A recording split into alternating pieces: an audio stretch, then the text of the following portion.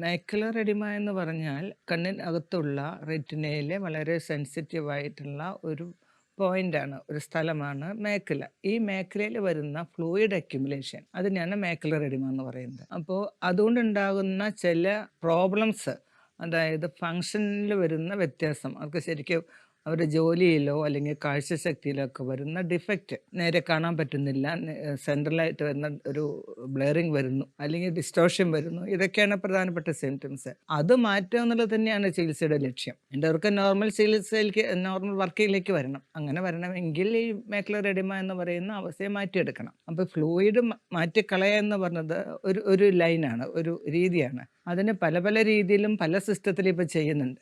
ഈ മാതാ ആയുർവേദ ഹോസ്പിറ്റൽ സ്വീകരിക്കുന്ന ലൈൻ എന്ന് പറഞ്ഞാൽ ഇതിനുള്ള പോസിബിലിറ്റിയെ കൂടെ മറികടക്കുക എന്നുള്ള ഒരു അപ്രോച്ചാണ്. അതായത് എന്തുകൊണ്ട് ഇതുപോലെ വീണ്ടും ഈ ഫ്ലൂയിഡ് ലീക്ക് ചെയ്യുന്നു,